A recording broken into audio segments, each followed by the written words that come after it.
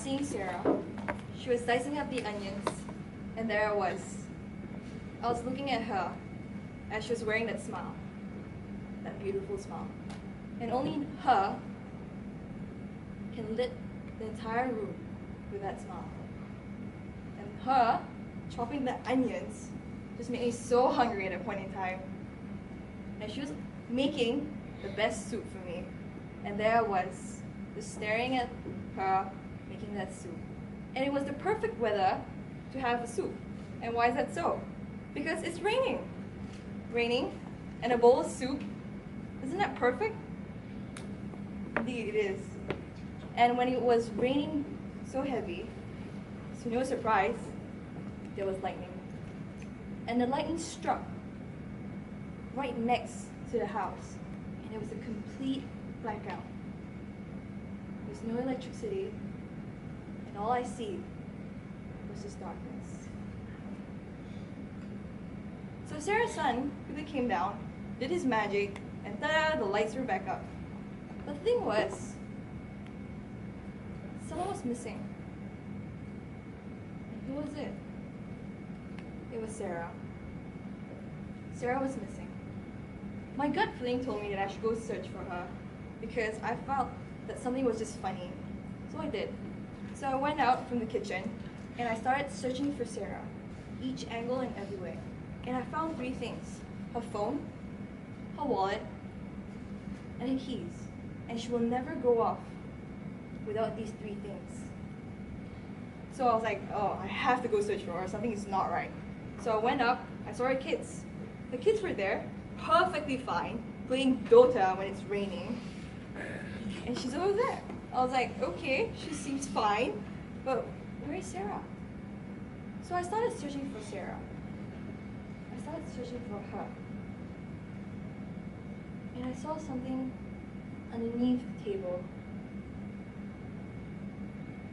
And I saw Sarah there. She was underneath the table, curled up in a fetal position, scared.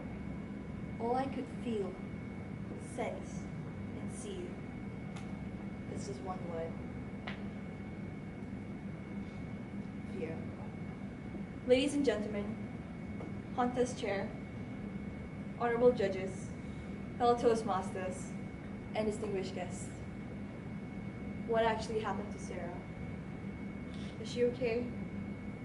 Is she really okay? And what is she doing underneath that table? Turns out, Sarah had a problem. And what problem was it? She had an anxiety disorder. And what anxiety disorder is technically a mental illness. But the thing was, Sarah had this problem for many years. And it prolonged so long till she had a meltdown when she was just cooking a bowl of soup. But what caused it? It's because of one simple thing called the social norms. So you see, society here today believes that when you have mental illness, it's because of 2 things. And one of it is because you have an attitude problem. Just change your attitude. Your attitude is bad. Why are you doing this to yourself? Just change. And the second thing that social norms believes about mental illness people is that it's just a mood. Come on, it's just a phase. You'll get over it in time. A mood. An attitude problem. What did they believe, all these things? And because Sarah believed it, and there she is now, underneath that table.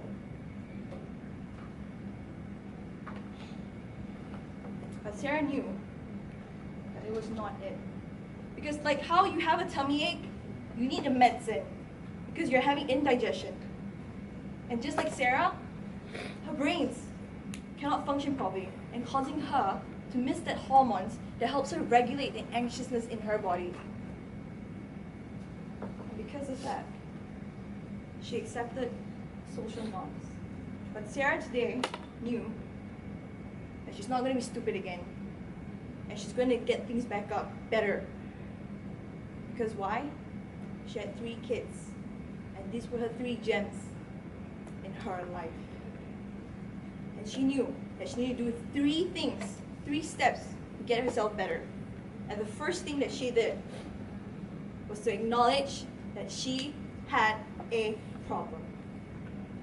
And what did she do to acknowledge that? The first thing that she did was she went and see a psychiatrist. And she actually told everything of what actually happened, how she felt, or what caused her to be like this. Everything bared out there for the doctor. And the doctor could diagnose her what it was and could prescribe her the best medicines for her. And obviously, Sarah did take those medicines. She felt a bit sleepy, there was the side effects, but she felt much more calm. And she knew by taking that first step, she's 1 step ahead of going to full recovery. And the second step that she took was to start picking up her daily activities back, one by one, day by day, hours by hours, years by years too. And the third step that she took was very cleansing to the soul, and what it was is she started sharing to her family and friends, and she built an amazing support system. And she also shared with strangers, and she didn't know that she ended up helping them. How amazing is that? It was just 3 steps that just helped her through, and she was better for sure. Sarah felt better. She was getting back herself. So one night, Sarah invited all her friends and family on that dining table, and everyone there was waiting for that pot of soup. So there she was. She took that soup, that pot there, putting it on the dining table, right here. But surprise, surprise, there was no soup. It didn't matter what soup it was anymore, because you know what?